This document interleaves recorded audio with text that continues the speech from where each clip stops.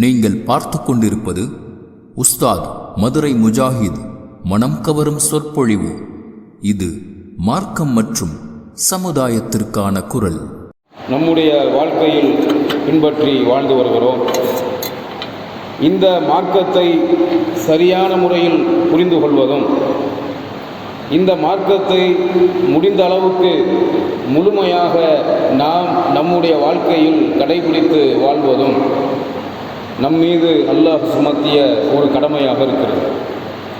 அல்லாஹுவின் மீதும் மறுமை நாளின் மீதும் ஈமான் கொண்ட ஒரு மூமின் அல்லாஹ் அவனுடைய தூதருக்கு இறக்கி வைத்த இறுதி வேதமான அல் குர்ஆனை முழுமையாக நம்ப வேண்டும், அதை முழுமையாக பின்பற்ற வேண்டும். அவனுடைய தூதருக்கு அவன் இறக்கி வைத்த வேதத்தின் மூலம் அல்லாஹ் இறக்கிய சட்டங்கள், அல்லாஹ் இறக்கிய அனைத்து குர்ஆன் சுன்னா என்று சொல்லப்படுகிற இஸ்லாத்தில் இருக்கிற அனைத்து வழிமுறைகளையும், நபி அவர்களின் வழிமுறைகளையும் முழுமையாக பின்பற்றி நடக்க வேண்டியது, பின்பற்றி வாழ வேண்டியது அல்லாஹ்வின் மீது ஈமான் கொண்ட ஆண்கள் பெண்கள் அனைவரின் மீதும் அல்லாஹ் சுமத்தி இருக்கிற ஒரு கடமையாக இருக்கிறது. அல்லாஹு தஆலா அவனுடைய மார்க்கத்தை நமக்கு மிக இலகுவாகவும் உண்மையாகவும் மேன்மையாகவும் அல்லாஹ் நமக்கு தந்திருக்கிறான். இஸ்லாமிய மார்க்கம் பின்பற்றுவதற்கு சிரமமான ஒரு மார்க்கம் கிடையாது. பின்பற்றுவதற்கு இலகுவான மார்க்கம், மேன்மையான மார்க்கம், உயர்வான மார்க்கம். அப்போ உயர்வான மேன்மையான பின்பற்றுவதற்கு இலகுவான ஒரு மார்க்கத்தை தான் அல்லாஹ் நமக்கு தந்திருக்கிறான். இந்த மார்க்கம் இலகுவானது. இதில் உள்ள சில சட்டங்கள் கடினமாக இருந்தாலும், இதில் சொல்லப்பட்ட அமல்கள், இபாதத்துகள் மனிதர்களுக்கு பார்ப்பதற்கு கடினமாக தெரிந்தாலும் கூட பின்பற்றுவதற்கு எந்த கஷ்டமும் இருக்காது. எல்லா அமலையும் அல்லாஹ் நமக்கு இலகுவாக்கியிருக்கிறான். அவன் இறக்கி வைத்த சட்டம் மனித இனத்துக்கு ஏற்ற, மனித இனம் பின்பற்றுவதற்கு இலகுவான ஒரு சட்டத்தை தான் அல்லாஹ் நமக்கு வழங்கியிருக்கிறான். அப்படி அல்லாஹு ரப்புல் ஆலமீன் அவன் இறக்கி வைத்த சட்டத்தை யார் ஏற்றுக்கொண்டு அல்லாஹ்வின் மீதும் மறுமை நாளின் மீதும் அவனுடைய இறுதி தூதர் ரசூலுல்லாஹி ஸல்லல்லாஹு அலைஹி வஸல்லம் அவர்களின் மீதும் முழுமையாக நம்பிக்கை வைத்து வாழுகிறார்களோ, அப்படி வாழ்ந்து அல்லாஹ்வுக்காக வேண்டி கடமையான, அல்லாஹ் கடமையாக்கிய அமல்கள், வணக்கங்களை யார் நிறைவேற்றுகிறார்களோ அவர்களுக்கு அல்லாஹ் தரக்கூடிய ஒரு பரிசு, அல்லாஹ்விடத்தில் கிடைக்கக்கூடிய நற்கூலி, இதை பற்றி அல்லாஹ் குர்ஆனில் சொல்லி காட்டுகிறான். திருக்குர்ஆனை நீங்கள் எடுத்து பார்த்தால், திருக்குர்ஆனில் ரசூலுல்லாஹி ஸல்லல்லாஹு அலைஹி வஸல்லம் அவர்களின் பெயர் திருக்குர்ஆனில் 4 இடங்களில் வருகிறது. முஹம்மது என்ற நபி அவர்களின் பெயர் திருக்குர்ஆனில் 4 இடத்தில் வருகிறது. சூரா அஹ்ஸாப், திருக்குர்ஆனில் இருக்கக்கூடிய 33வது சூறாவில் உள்ள 40வது வசனத்தில் அல்லாஹு தஆலா நபி அவர்களின் பெயரை முஹம்மது என்ற வார்த்தையோடு அந்த ஆயத்தை அல்லாஹ் இறக்கி வைத்திருக்கிறான். அடுத்து 47வது சூரா, திருக்குர்ஆனில் இருக்கக்கூடிய 47வது சூறாவுக்கு பெயர் சூரா முஹம்மது. காரணம் என்ன என்று சொன்னால், அந்த சூறாவின் 2வது வசனத்தில் நபி அவர்களின் பெயரோடு அந்த ஆயத்து இறக்கப்பட்ட காரணத்தினால் அந்த ஆயத்துக்கு முஹம்மது என்று பெயர். அப்போ 47வது சூறாவான சூரா முஹம்மதில் 2வது வசனத்தில் நபி அவர்களின் பெயர் குறிப்பிடப்படுகிறது. அடுத்து 48வது சூரா, சூரா ஃபத்ஹ் என்ற 48வது சூறாவிலும் ரசூலுல்லாஹி ஸல்லல்லாஹு அலைஹி வஸல்லம் அவர்களின் பெயர் முஹம்மது என்று சொல்லப்பட்டிருக்கிறது. இப்படி 33வது சூறாவில் 40வது வசனத்திலும், 47வது சூறாவில் 2வது வசனத்திலும், 48வது சூறாவில் 29வது வசனத்திலும் அல்லாஹு தஆலா அவனுடைய நபியின் பெயரோடு அந்த ஆயத்துக்களை அல்லாஹ் இறக்கியிருக்கிறான். அப்போ இறுதி தூதர் அவர்தான் என்பதை உறுதிப்படுத்தும் விதமாக இந்த வசனங்கள் அமைந்திருப்பதை நாம் பார்க்க முடிகிறது. அல்லாஹு தாலா சூரா முஹம்மதுல 47வது சூறாவில் உள்ள 2வது வசனத்தில் அல்லாஹ் சொல்லுகிறான், வல்லதீன ஆமனு வஅமிலு ஸாலிஹாத்தி வஆமனு பிமா நுஸில அலா முஹம்மதின் வஹுவல் ஹக்கு பி ரப்பிஹிம் கஃபர் அன்ஹும் சய்யாத்திஹிம் வ அஸ்லஹ பாலஹும்.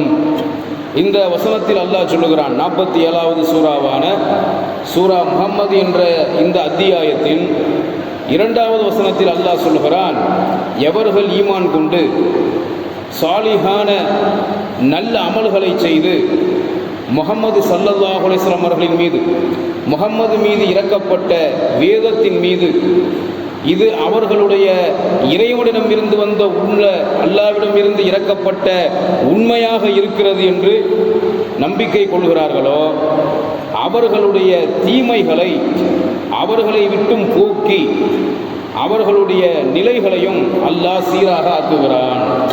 எந்த ஒரு மூமின் அல்லாஹ் இறக்கிய அழகிய மார்க்கத்தை ஏற்றுக்கொண்டு, அல்லாஹ் தந்த அழகிய மார்க்கமான இந்த சத்திய இஸ்லாத்தை ஏற்றுக்கொண்டு அல்லாஹ்வை ஈமான் கொண்டு சாலிஹான அமல்களை செய்து நபி அவர்களுக்கு இறக்கப்பட்ட வேதத்தின் மீது அந்த வேதத்தை எப்படி நம்ப வேண்டும்? இது இந்த உலகத்தை படைத்த, நம் எல்லோரையும் படைத்த ஏக இறைவனான அல்லாஹ்வுடைய வார்த்தை, அல்லாஹ்வுடைய செய்தி, அல்லாஹ்வுடைய வேதம் என்று உறுதியாக நம்ப வேண்டும். உறுதியாக அல்லாஹ்விடமிருந்து உண்மையாக வந்த ஒரு சத்தியமாக ஹக்காக இது இருக்கிறது என்று யார் நம்பிக்கை கொள்கிறார்களோ, அவர்களுடைய தீமைகளை எல்லாம் அல்லாஹு ரப்புல் ஆலமீன் அவர்களை விட்டும் போக்கி விடுகிறான் என்று அல்லாஹ் இந்த வசனத்தில் சொல்லுகிறான். அவர்களுடைய நிலைகளையும் அல்லாஹ் சீராக ஆக்குகிறான். அவர்களுடைய நிலைகளை அல்லாஹ் சீராக்குகிறான் என்றால் என்ன அர்த்தம்? மறுமையில் அவர்களுடைய நிலை மோசமாகிவிடாது. இந்த உலகத்திலும் மூமின்களுடைய நிலையை அல்லாஹ் சீராக ஆக்குகிறான்.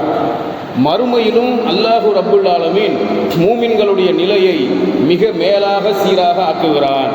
அப்படி மூமின்களாக இருக்கக்கூடிய ஒவ்வொருவருமே நபி அவர்களுக்கு அல்லாஹ் இறக்கி வைத்ததை முழுமையாக நம்ப வேண்டும். அது அல்லாஹ்விடம் இருந்துதான் வந்தது என்று சந்தேகப்படாமல் அதன் மீது உறுதி கொள்ள வேண்டும், அதை பின்பற்ற வேண்டும். இப்படி ஒவ்வொரு மூமினின் மீதும் அல்லாஹ் கடமையாக ஆக்கியிருக்கிறான். நபிகள் நாயகம் ஸல்லல்லாஹு அலைஹி வஸல்லம் அவர்கள் 1400 ஆண்டுகளுக்கு முன்பு அவர்களுடைய 40வது வயதில் அவர்கள் நபியாக்கப்பட்டு தான் அல்லாஹ்வுடைய தூதர், தான் அல்லாஹ்வுடைய நபி என்று அந்த மக்களுக்கு மத்தியில், மக்காவில் வாழ்ந்த அந்த முஷ்ரிக்குகள் காஃபிர்களுக்கு மத்தியில் நபி அவர்கள் சத்திய இஸ்லாத்தை சொல்லும்போது கடுமையான எதிர்ப்புகள் வந்தது. அந்த கடுமையான எதிர்ப்புகளை கண்டு நபி அவர்கள் தயங்கவில்லை, பயப்படவில்லை, யாருக்கும் வளைந்து கொடுக்கவில்லை. யாருக்கும் வளைந்து கொடுக்காமல், யாருக்கும் பயப்படாமல், எத்தனை எதிர்ப்புகள் வந்தாலும், கொல்லப்பட வேண்டிய நிலைமை ஏற்பட்டாலும், கொல்லப்பட்டாலும் கூட இந்த மார்க்கத்தில் தாங்கள் உறுதிமிக்கவர்களாக இருந்தார்கள். உறுதிமிக்கவர்களாக இருந்து இந்த மார்க்கத்தை மக்களுக்கு எடுத்து சொல்லக்கூடியவர்களாகவும் இருந்தார்கள் அல்லாஹ்வுடைய தூதர். அப்போ 13 ஆண்டு காலம் மக்காவில் நபி அவர்கள் நபியாக வாழ்ந்து தங்களுக்கு அல்லாஹ் அருளிய அந்த நுபுவத்தை மக்களுக்கு எடுத்து சொன்னார்கள். நுபுவத் என்றால் நபித்துவம் என்ற அர்த்தம். அவங்களுக்கு அல்லாஹ் தந்த அந்த நபித்துவத்தை, அந்த நுபுவத்தை முழுமையாக மக்களுக்கு அந்த 13 ஆண்டு காலம் எடுத்து சொன்னார்கள். பிறகு அல்லாஹு ரப்புல் ஆலமீன் அவர்களுக்கு ஹிஜ்ரத்தை, அவர்களின் மீது அல்லாஹ் ஹிஜ்ரத்தை கடமையாக்கிய பிறகு ரசூலுல்லாஹி ஸல்லல்லாஹு அலைஹி வஸல்லம் அவர்கள் மக்காவிலிருந்து மதீனாவுக்கு சென்றார்கள். முதல் ஹிஜ்ரத்து சஹாபாக்கள் அபிசீனியா என்ற நாட்டுக்கு சென்றார்கள். இரண்டாவது ஹிஜ்ரத்து மதீனாவாசிகளான அந்த அன்சாரி தோழர்கள் சத்திய இஸ்லாத்தை ஏற்றுக்கொண்ட பிறகு நபி அவர்களிடத்தில் பையத்து செய்து சத்திய இஸ்லாத்தை ஏற்றுக்கொண்ட பிறகு அந்த அன்சாரிகளின் உதவியை கொண்டு அல்லாஹ் நபி அவர்களையும், நபி அவர்களோடு மக்காவிலிருந்து மதீனாவுக்கு ஹிஜ்ரத்து செய்து போனார்களே அந்த முஹாஜிர்களான சஹாபாக்கள், அந்த சஹாபாக்களையும் அல்லாஹ் வலுப்படுத்தினான். அப்போ எவ்வளவு கஷ்டம் வந்தாலும் முஹாஜிர் சஹாபாக்கள் இந்த சத்திய மார்க்கத்தை விட்டு வெளியேறவில்லை. எவ்வளவு துன்பம் ஏற்பட்டாலும், எத்தனை கடுமையான எதிர்ப்புகளை அவர்கள் சந்திக்க வேண்டிய நிலைமை ஏற்பட்ட போதிலும் கூட நபி அவர்களோ அல்லது அந்த முஹாஜிர் சஹாபாக்களில் ஒருவரோ கூட சத்திய மார்க்கமான இந்த தூய இஸ்லாத்தை விட்டு துளி அளவும் அவர்கள் வெளியேறவில்லை. அந்த மார்க்கத்தில் உறுதிமிக்கவர்களாக இருந்தார்கள். உறுதியிலிருந்து சஹாபாக்கள் சற்று தளறுகிற பொழுதெல்லாம் உறுதியாக இருக்க வேண்டும் என்று அல்லாஹ்விடத்திலிருந்து வஹியும் இறக்கப்பட்டு சஹாபாக்களை உறுதிப்படுத்திய பல வரலாற்று சம்பவங்கள் நமக்கு ஹதீஸ்களில் மிக பெரும் படிப்பினையாக, அறிவுரையாக அமைந்திருக்கிறது. அப்போ நபி அவர்கள் மதீனாவுக்கு சென்ற பிறகு மக்காவில் இருக்கும் பொழுது அந்த மக்கா காஃபிர்கள் நபி அவர்களிடத்தில் பல அற்புதங்களை செய்து காட்டச் சொல்லி வலியுறுத்தினார்கள். நபி அவர்கள் மக்காவில் வாழும் பொழுது அந்த மக்கா காஃபிர்களுக்கு செய்து காட்டிய ஒரு அற்புதம் என்னன்னு சொன்னால், நபி அவர்கள் சந்திரனை இரண்டாக பிளக்க வைத்தார்கள். அல்லாஹ்வுடைய உதவியை கொண்டு நபி அவர்கள் அந்த இரவு நேரத்தில் கையை நீட்டிய காரணத்தினால் சந்திரன் இரண்டாக பிளக்கப்பட்டது. சந்திரன் இரண்டாக பிளக்கப்பட்ட நிகழ்வை பற்றி அல்லாஹு ரப்புல் ஆலமீன் அவனுடைய வேதமான அல் குர்ஆனில் சூரா கமர் என்று சொன்னால் சந்திரன் என்று அர்த்தம். அப்போ அந்த கமர் என்ற இந்த சூறாவுக்கு 54வது அத்தியாயமான அல் கமர் என்ற இந்த சூறாவுக்கு கமர் என்று சந்திரன் என்று பெயர் சூட்டப்பட்டதுக்கு காரணம் என்னன்னு சொன்னால், இந்த சூறாவில் இந்த 54வது அத்தியாயத்தில் 1வது வசனத்திலும் 2வது வசனத்திலும் நபி அவர்களின் காலத்தில் சந்திரன் இரண்டாக பிளந்த அந்த நிகழ்வை பற்றி அல்லாஹு ரப்புல் ஆலமீன் அவனுடைய வேதமான அல் குர்ஆனில் இந்த சூறாவில் சொல்லி காட்டுறான். அப்போ சந்திரன் இரண்டாக பிளந்த அந்த நிகழ்வை பற்றி இந்த சூறாவில் அல்லாஹ் சொல்லி காட்டுகிற காரணத்தினால்தான் இந்த சூறாக்களை குர்ஆனை புத்தக வடிவத்தில் சஹாபாக்கள் தொகுக்கும் பொழுது அபூபக்கர் ரலியல்லாஹு அன்ஹு அவங்களின் காலத்தில் உமர் ரலியல்லாஹு அன்ஹு அவங்களுடைய ஆலோசனையை ஏற்று ஹலிஃபா அபூபக்கர் ரலியல்லாஹு அன்ஹு அவங்களும் உமர் ரலியல்லாஹு அன்ஹு அவங்களும் ஏனைய சஹாபாக்களும் சேர்ந்து குர்ஆனை புத்தக வடிவத்தில் போடுகிற பொழுது சூறாக்களுக்கு பெயரை சூட்டினார்கள்.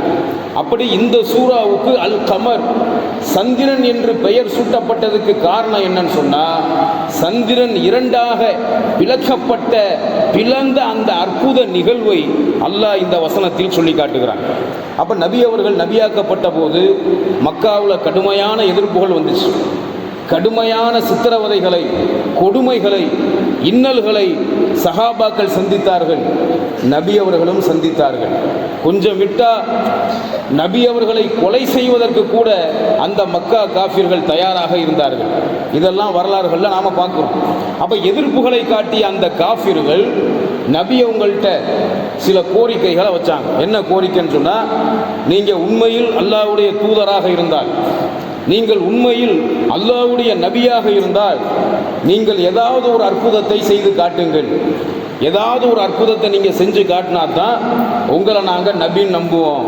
நீங்கள் அல்லாஹ்வுடைய தூதருங்கிறீங்க, அல்லாஹ்வுடைய நபிங்கிறீங்க, உங்களுக்கு அல்லாஹ்ட்ட இருந்து வஹி வருதுன்னு சொல்கிறீங்க, அல்லாஹ்வுடைய வார்த்தையை, அல்லாஹ்வுடைய செய்தியை அல்லாஹ் அவன் வேதமாக உங்களுக்கு இறக்கி வைக்கிறான்னு சொல்கிறீங்க. ஆனால் உங்கள் வாழ்க்கையை பார்த்தா நாங்கள் வாழ்கிற மாதிரி ஒரு சாதாரண வாழ்க்கை தான் நீங்கள் வாழ்கிறீங்க. நாங்கள் எந்த குடிசை வீட்டில் வாழ்கிறோமோ அந்த குடிசை வீட்டில் தான் நீங்கள் வாழ்கிறீங்க. எங்களை மாதிரி தான் சாப்பிட்றீங்க, எங்களை மாதிரி தான் தூங்குறீங்க, எங்களை மாதிரி தான் குடும்பம் நடத்துகிறீங்க. எங்கள்கிட்ட இருந்து எந்த ஒரு அற்புதமான வித்தியாசத்தையும் உங்கள்கிட்ட நாங்கள் பார்க்க முடியலை. ஆனால் எங்களை விட நல்ல மனிதர், அதை நாங்கள் ஒத்துக்கிறோம். எங்கள்கிட்ட இல்லாத நேர்மை, எங்கள்கிட்ட இல்லாத தூய்மை, எங்கள்கிட்ட இல்லாத ஒழுக்கம், மனிதநேயம், இரக்கம், இதெல்லாம் உங்கள்கிட்ட நிறைய இருக்குது, அது வேற.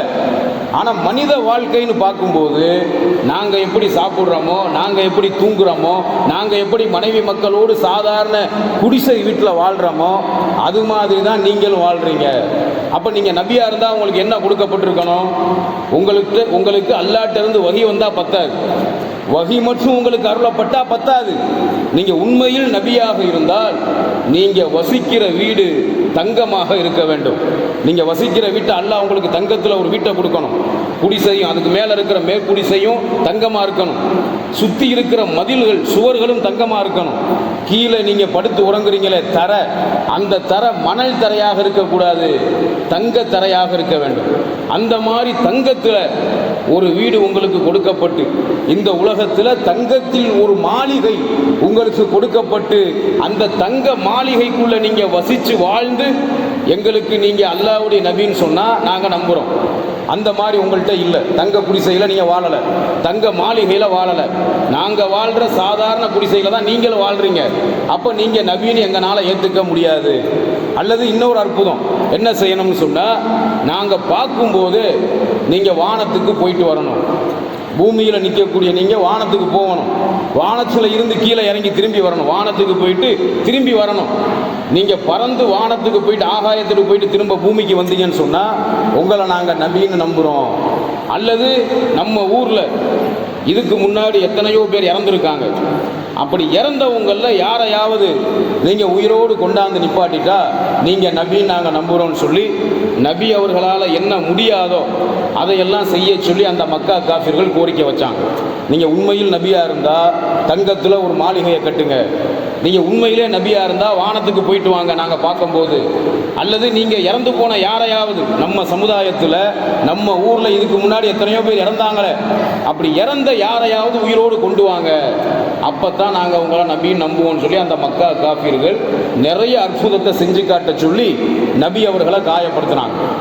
இது மட்டும் இல்லை, நபி அவர்களை அந்த மக்கா காஃபிர்கள் எப்படியெல்லாம் காயப்படுத்தினார்கள் என்று சொன்னால், சூனியக்காரர் என்று சொல்லி காயப்படுத்தினார்கள்.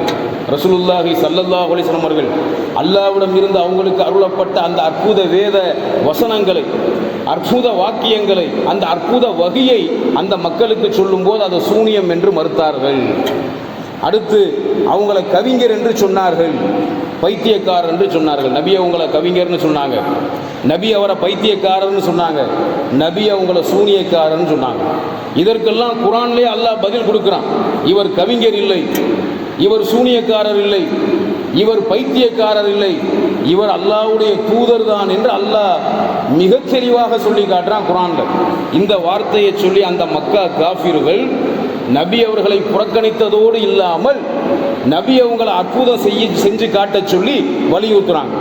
அந்த மாதிரியான ஒரு காலகட்டத்தில் நபி அவர்கள் நபியாக்கப்பட்டு 13 ஆண்டு காலம் மக்காவில் வாழ்ந்தாங்களே, அந்த மக்காவில் வாழ்ந்த காலத்தில் நிறைய அற்புத நிகழ்வுகள் நடந்துச்சு, நிறைய சம்பவங்கள் நடந்துச்சு. அதில் விஞ்ஞான உலகம் ஒத்துக்கொண்ட ஒரு அற்புதம், விஞ்ஞானமே ஆமாம் உண்மைதான் சொல்லி மறுக்காத ஒரு அற்புதம், சந்திரன் 2ஆக பிளந்த அந்த அற்புதம். அதுதான் நபி அவர்களின் காலத்தில் நடந்த மிகப்பெரிய அற்புதம். நபி அவர்களின் காலத்தில் அந்த நபி அவர்களின் மக்கா வாழ்க்கையில் எத்தனையோ நிகழ்வுகள் நடந்துச்சு. அதில் ஒரு நிகழ்வு என்ன, சந்திரனை நபி அவர்கள் அல்லாஹ்வுடைய உதவியை கொண்டு 2ஆக பிளக்க வைத்தார்கள். அந்த இரவு நேரத்தில் குறிப்பிட்ட ஒரு மாதத்தில் குறிப்பிட்ட அந்த ஒரு நாளில் இரவு நேரத்தில் பௌர்ணமி நிலவு, அந்த பௌர்ணமி நிலவை நபி அவர்கள் பார்த்தார்கள். அந்த மக்கா காஃபிர்களிடத்தில் சொன்னார்கள், நீங்கள் அற்புதத்தை செய்து காட்டச் சொல்லுகிறீர்கள், இப்பொழுது அற்புதம் நிகழப்போகிறது. அல்லாஹ் அவன் என்னை கொண்டு என் கையை கொண்டு சந்திரனை 2ஆக பிளக்க வைப்பான் என்று சொல்லி அந்த மக்கா காஃபிர்கள் பார்த்து கொண்டு இருக்கும் பொழுது நபி அவர்கள் தங்களுடைய அந்த கையை ஒரு விரலோடு சந்திரனை நோக்கி காட்டுகிறார்கள்.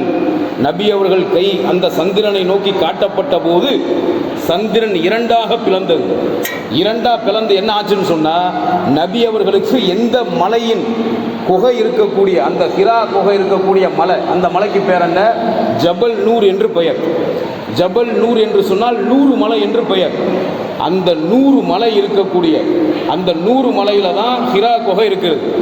அந்த ஹிரா குகையில தான் ரசூலுல்லாஹி ஸல்லல்லாஹு அலைஹி வஸல்லம் அவர்களுக்கு அல்லாஹ் முதலில் வஹியை இறக்கி வைத்தான். சந்திரன் 2ஆக பிளந்து ஒரு துண்டு அந்த 100 மலைக்கு வலது பக்கத்தில் இருக்கிறது, இன்னொரு துண்டு இடது பக்கத்தில் இருக்கிறது, நடுவில் மலை தெரிகிறது. அப்போ அந்த மலைக்கு பின்னாடி சந்திரன் இருக்கிறது, மலைக்கு சற்று கொஞ்சம் மேலே சந்திரன் இருக்கிறது. நபி அவர்கள் கையை நீட்டுறாங்க, கையை காட்டுறாங்க. சந்திரன் ரெண்டா பிளக்குது. பிளந்து ஒரு துண்டு கீழே இறங்கி மலைக்கு வலதுபுறத்திலும், இன்னொரு துண்டு இரண்டாக பிளந்த இன்னொரு துண்டு மலையின் இடது பக்கத்தில், வலது பக்கத்தில் ஒரு துண்டு, இடது பக்கத்தில் ஒரு துண்டு, ரெண்டு துண்டா பிளந்து மலை நடுவில் இருக்கு. ரெண்டு பீஸ் சைடில் இருக்கு. இதை நபி அவர்கள் பார்க்குறாங்க. நபி அவர்கள் இதை செஞ்சு காட்டுறாங்க.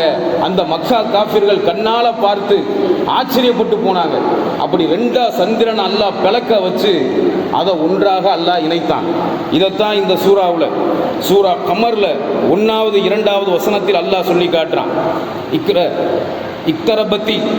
இக்தரபத்தி சாஅத்து ஒன் ஷக்கல் கமர். அல்லாஹ் சொல்லுகிறான், இறுதி நேரம், மறுமை நாளுக்கான அந்த நேரம் நெருங்கிவிட்டது, சந்திரனும் பிளந்து விட்டது. மறுமை நாளுக்கான அந்த நேரம் நெருங்கிவிட்டது, சந்திரனும் பிளந்து விட்டது என்று அல்லாஹ் சொல்லுகிறான். அதை சொல்லிட்டு அடுத்த வசனத்தில் அல்லாஹ் சொல்றான், வயி யரவ் ஆயத்தை யுரிது வயக்கூலு சிஹ்ரும் முஸ்தமீர்.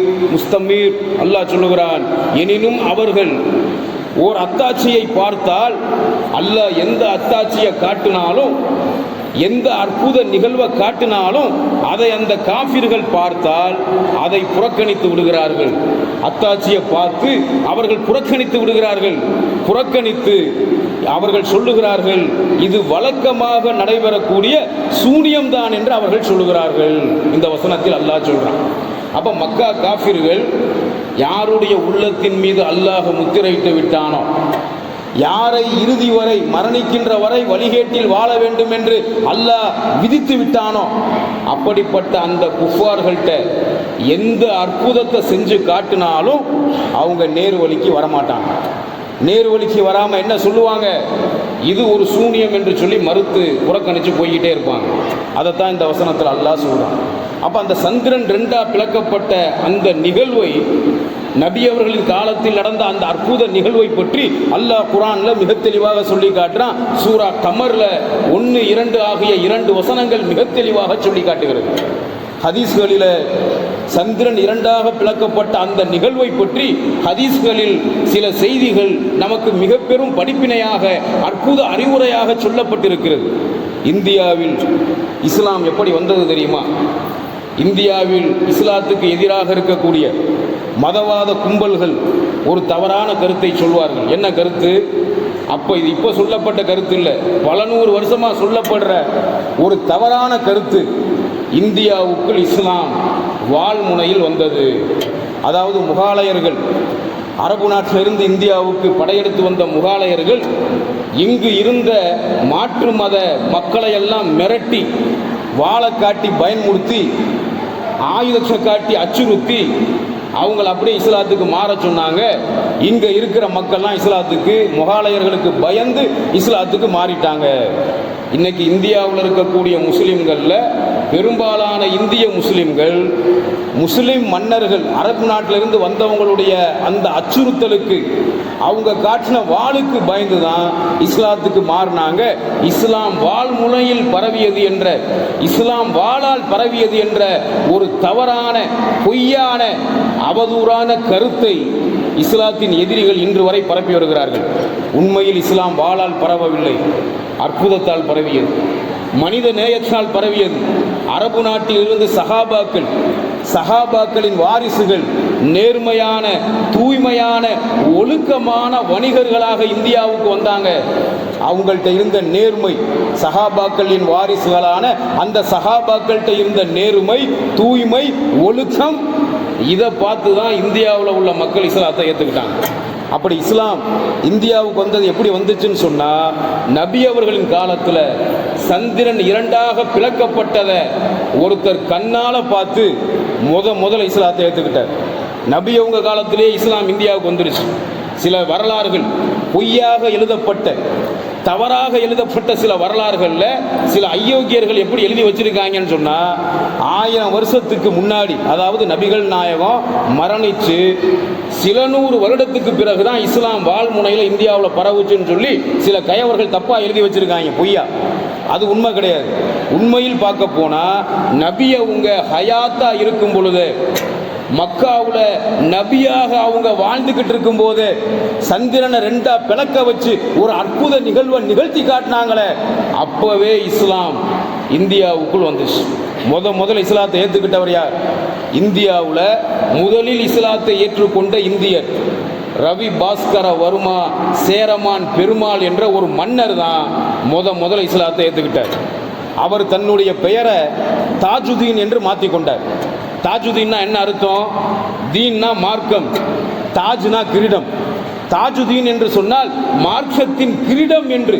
அவர் ஏற்கனவே கிரீடம் சூட்டப்பட்ட ஒரு மன்னர்.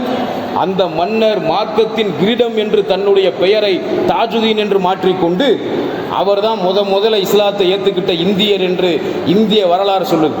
அந்த சேரமான் பெருமாளுடைய வரலாறை பற்றி குர்ஆனில் நீங்கள் ஒரு செய்தியை கூட பார்க்க முடியாது, ஹதீஸ்களில் ஒரு செய்தியை கூட பார்க்க முடியாது. சேரமான் பெருமாளை பற்றி குர்ஆனில் எந்த செய்தியும் இல்லை, ஹதீஸில் எந்த செய்தியும் இல்லை. இந்திய தொல்லியல் துறை எழுதி வச்சிருக்கிற, பாதுகாத்து வச்சிருக்கிற இந்திய மன்னர்களின் வரலாற்றில் பாதுகாக்கப்பட்ட ஒரு வரலாறு சேரமான் பெருமாள் இஸ்லாத்தை ஏற்றுக்கொண்ட வரலாறு. உலகத்திலேயே காபத்துல்லாவுக்கு பிறகு இரண்டாவதாக கட்டப்பட்ட பள்ளிவாசல் மஸ்ஜிதுல் அக்ஸா. மூன்றாவதாக இந்த உலகத்தில் கட்டப்பட்ட பழமையான பள்ளிவாசல் ஆண்டுகளின் கணக்கில் பார்த்தா சேரமான் மஸ்ஜித் தான் உலகத்திலேயே மூணாவதாக கட்டப்பட்ட பழமையான பள்ளிவாசல். முதலில் காபத்துல்லா கட்டப்பட்டது, இரண்டாவது மஸ்ஜிதுல் அக்ஸா கட்டப்பட்டது, மூணாவது நபி அவர்கள் மதினாவுக்கு சென்று கூபா பள்ளியை கட்டுவதற்கு முன்பு, நபி அவர்கள் மதினாவுக்கு சென்று மஸ்ஜிது நபவியை கட்டுவதற்கு முன்பே இந்தியாவில் சேரமான் மஸ்ஜித் என்று ஒரு மஸ்ஜித் கட்டப்படுகிறது. இன்றைக்கும் அந்த மஸ்ஜித் ஒரு வரலாற்று ஆதாரமாக, சத்தியத்தை உறுதிப்படுத்துகிற ஒரு வரலாற்று சின்னமாக இருக்கிறது. கேரளா மாநிலத்தில் திருச்சூர் மாவட்டத்தில் கொல்லங்கோடு என்று சொல்லப்படுகிற ஒரு ஊருக்கு நீங்கள் போனால் அந்த ஊரில் இன்றைக்கும் கூட சேரமான் மஸ்ஜித் என்ற பெயர்லையே அந்த மஸ்ஜித் அமைந்திருப்பதை நீங்கள் பார்க்கலாம். அப்ப அவர் எப்படி இஸ்லாத்தை ஏற்றுக்கிட்டாருன்னு சொன்னா, சந்திரன் இரண்டாக பிளந்த அந்த நிகழ்வை கண்கூடா பார்க்கிறார். இரவு நேரத்தில் அரண்மனையுடைய மாடியிலிருந்து பௌர்ணமி நிலவை ரசித்துக் கொண்டிருக்கிறார். எப்பவுமே ரசிப்பது வழக்கம். ஒரு நாள் ரசித்து பார்த்துக்கிட்டு இருக்கார். சந்திரன் ரெண்டா பிளந்து ஒட்டுறதை கண்ணில் பார்த்த உடனே அவர் ஆச்சரியப்பட்டு போய் அவர் அரண்மனையில் இருந்த சாமியார்கள், ஜோசியக்காரர்கள், சில தத்துவம் பேசக்கூடியவங்கலாம் கேட்கிறாரு. அவங்கெல்லாம் மறுக்கிறாங்க, அப்படி நடக்க சான்ஸே இல்லைங்கிறாங்க. யார்கிட்டயே கேட்டு பார்க்குறாங்க, ஒன்றும் தெரியலை. அப்போ மாலிக் பின் தீனார் என்று ஒருவருடைய பெயரை இந்திய வரலாறு சொல்லுகிறது. அவர் நபி அவர்களின் காலத்தில் வாழ்ந்து மக்காவில் இருந்து இந்தியாவுக்கு வியாபாரத்துக்காக வந்தவர் என்று சொல்லப்படுது. அந்த மாலிக் பின் தீனார் என்பவர்கிட்ட இவர் போய் விளக்கம் கேட்கிறார். சந்திரன் ரெண்டா பிளந்ததை நான் என் கண்ணால் பார்த்தேன், என் ஊரில் உள்ள முக்கியஸ்தர்கள்ட்ட சொன்னால் இவங்கெல்லாம் இல்லைன்னு மறுக்கிறாங்க, ஆனால் நான் பார்த்தது உண்மை, இதை பற்றி நீங்கள் என்ன சொல்கிறீங்கன்னு கேட்குறாரு. அதுக்கு அந்த மாலிக் பின் தீனார் தான் சொல்கிறாரு, இதை பற்றி ஹதீஸில் இல்லை, குர்ஆனில் இல்லை, இந்திய வரலாற்று புத்தகத்தில் தெளிவாக எழுதப்பட்டிருக்கிறது. மாலிக் பின் தீனார் சொல்லுகிறார், ஆமாம் நீங்கள் சொல்கிறது உண்மைதான், நாங்களும் தான் கண்ணால் பார்த்தோம். எங்க சவுதி அரேபியா நாட்டில் மக்காங்கிற அந்த புனிதமான ஊர்ல எங்க நபி சந்திரனை இரண்டா பிளந்து காட்டினாங்க. எங்க நபியை வச்சு அல்லாஹ் அவன் படைச்ச அவனுடைய அத்தாட்சிகளில் ஒரு அத்தாட்சியான சந்திரனை அல்லாஹ் நபியை கொண்டு இரண்டாக பிளந்து காட்டினான். இதை நாங்கள் கண்ணால பார்த்தோம்னு சொல்ற. அப்பதான் என்னன்னு விவரம் கேட்கும்போது அந்த மாலிக் பின் தீனார் இஸ்லாத்தை எடுத்து சொல்றார். நபியை பற்றி சொல்றார். நபி அவர்களுக்கு அல்லாஹ்ட்ட இருந்து அருளப்பட்ட அற்புத வேதமான அல் குர்ஆனை பற்றி சொல்லுகிறார். எல்லாத்தையும் கேட்டு புரிஞ்சு சிந்திச்சு பார்த்து அப்பவே அவர் இஸ்லாத்தை ஏத்துக்கிறார். நான் இஸ்லாத்தை ஏத்துக்கிறேன், ஏன் அல்லாஹ் என்ன படைச்ச இறைவன் கொடுத்த அந்த இறுதி தூதரை நான் நம்புறேன், அந்த இறுதி தூதருக்கு என் இறைவன் இறக்கி வைத்த அற்புத வேதத்தை நான் நம்புகிறேன், சத்தியத்தை நான் ஏற்றுக்கொள்கிறேன் என்று அவரிடத்தில் சொல்லுகிறார். அப்ப மாலிக் பின் தீனார் சொல்றார், நீங்க இங்க இருந்து இஸ்லாத்தை ஏத்துக்க முடியாது, மக்காவுக்கு வரணும், நபி அவங்கள நேரில் பார்க்கணும், அவங்கள்ட்ட நீங்க பையத்து பண்ணணும், உறுதிமொழி எடுக்கணும், அப்பதான் நீங்க இஸ்லாத்தை ஏத்துக்க முடியும். உடனே அவர் ஊர்ல அந்த மஸ்ஜிதை கட்ட சொல்லி மஸ்ஜிதை கட்டி முடிச்சுட்டு சில நாட்கள்ல மக்காவுக்கு செல்லுகிறார். நபி அவர்களை நேரில் போய் பார்க்கிறார். நபி அவங்கள்ட்ட பையத்து பண்ணி இஸ்லாத்தை ஏற்றுக்கிறார். அவருடைய பெயர் தாஜுதீன் என்று மாற்றப்பட்டதாகவும் நம்ம இந்திய தொல்லியல் வரலாறு சொல்லுகிறது. அவர் இஸ்லாத்தை ஏற்றுக்கொண்டு நபி அவர்களை மக்காவில் சந்தித்து கலிமா சொல்லி பையத்து பண்ணி இஸ்லாத்தை ஏற்றுக்கிட்டு மக்காவில் இருந்து சொந்த ஊருக்கு திரும்புவதற்காக ஓமன் வழியாக வரும் பொழுது ஓமன் நாட்டில் உடம்பு முடியாமல் போய் அவர் ஓமன் நாட்டிலே மௌத்தாகிறார். இன்னைக்கு வரைக்கும் ஓமன் நாட்டில் சலாலா என்று சொல்லப்படுகிற ஊரில் அவருக்கு சமாதி இருக்கிறது. அப்போ இந்தியாவில் கேரளா மாநிலம் திருச்சூர் மாவட்டத்தில் ஒரு இந்திய மன்னர்களில் தமிழக மன்னர்களில் ஒரு மன்னராக இருந்த அந்த சேரமான் பெருமாள் என்பவர் நபி அவர்களின் காலத்தில் சந்திரன் இரண்டாக பிளந்த அந்த அற்புத நிகழ்வை பார்த்து நபி அவங்களை நேரடியாக போய் மக்காவில் சந்தித்து பையத்து பண்ணி இஸ்லாத்தை ஏற்றுக்கிட்டு மக்காவில் இருந்து திரும்பி வரும் பொழுது ஓமனில் மௌத்தா போனாருங்கிற வரலாறு இன்றும் அந்த சமாதி இருக்கிறது. ஆதாரமாக இந்திய தொல்லியல் துறை பாடமாக நமக்கு அதை பதிந்து வைத்திருக்கிறது. ஆச்சரியமான செய்தி என்னன்னு சொன்னா, அவரை பற்றி குரான்ல ஒரு செய்தியும் கிடையாது, ஹதீஸ்ல ஒரு செய்தியும் கிடையாது. ஆனால் அவர் நபி அவர்களின் காலத்தில் வாழ்ந்தது உண்மை, நபி அவர்களை பார்த்தது உண்மை, சத்திய மார்க்கத்தை ஏற்றுக்கொண்டது உண்மை. அதற்கு ஆதாரம் சேரமான் மஸ்ஜித், அதற்கு ஆதாரம் சலாலாவில் ஓமன் நாட்டு சலாலாவில் இருக்கக்கூடிய அவருடைய சமாதி. இப்படி இஸ்லாம் என்ற அல்லாஹ்வுடைய மார்க்கமான இந்த அற்புத மார்க்கம், சத்திய மார்க்கம் வாளால் இந்தியாவுக்கு வரவில்லை, ஒழுக்கத்தால் வந்தது, அற்புத நிகழ்வால் வந்தது. அல்லாஹ் அற்புத நிகழ்வை கொண்டு, ஒழுக்கத்தை கொண்டு, நாகரிகத்தை கொண்டு அவனுடைய மார்க்கத்தை இந்த நாட்டிற்கு தந்தான். அதைத்தான் அல்லாஹ் ரப்புல் ஆலமீன் சூரா முஹம்மதுல 47வது சூறாவான அந்த 47வது சூறாவில் 2வது வசனத்தில் அல்லாஹ் சொல்றான், வல்லதீன ஆமனு வ அமிலு சாலிஹாத்தி வ ஆமனு பிமா நுஸ்ஸில அலா முஹம்மதி வஹுவல் ஹக்கு மின் ரப்பிஹிம் கஃபர அன்ஹும் சய்யாத்திஹிம் வ அஸ்லஹ பாலஹும். அல்லாஹ் சொல்லுகிறான், எவர்கள் ஈமான் கொண்டு சாலிகான நல்ல அமல்களை செய்து முகம்மது மீது இறக்கி அருளப்பட்ட வேதத்தின் மீது இது அவர்களுடைய இறைவனிடம் இருந்து வந்துள்ள உண்மையாக இருக்கிறது என்று யார் நம்பிக்கை கொள்ளுகிறார்களோ அவர்களுடைய தீமைகளை, அவர்கள் செய்த பாவங்களை அவர்களை விட்டும் போக்கி அவர்களுடைய நிலையை அல்லாஹ் சீராக ஆக்குகிறான். நாம் மார்க்கத்தில் உறுதியாக இருந்து அமல்களை செய்து நாம் முகமது நபி ஸல்லல்லாஹு அலைஹி வஸல்லம் அவர்களுக்கு அல்லாஹ் இறக்கி வச்சதை உண்மையா முழுமையா நம்பி ஏற்று பின்பற்றி நடந்தோம் என்று சொன்னால் நம்முடைய தவறுகளை எல்லாம் அல்லாஹ் நம்மை விட்டும் போக்கி இந்த துனியாவிலையும் மறுமையிலும் நம்முடைய நிலையை அல்லாஹ் சீராக ஆக்குகிறான் என்பதை இந்த வசனத்தின் மூலமாக அல்லாஹ் நமக்கு படிப்பினையாக சொல்லி காட்டுகிறான். இந்த வசனத்தை உணர்ந்த அந்த அதாவது அல்லாஹ்வுடைய நபியின் அற்புத நிகழ்வை கண்ணால் பார்த்து சத்திய மார்க்கத்தை ஏற்றுக்கொண்டு அந்த சத்திய கொள்கையில சேரமான் பெருமாள் என்ற இந்தியாவில் முதலில் இஸ்லாத்தை ஏற்றுக்கொண்ட, இஸ்லாத்தை முதலில் தழுவிய அந்த இந்தியர் உறுதிமிக்கவராக இருந்தார். நபி அவர்களின் காலத்தில் வாழ்ந்த சஹாபாக்கள் உறுதிமிக்கவர்களாக இருந்தார்கள்.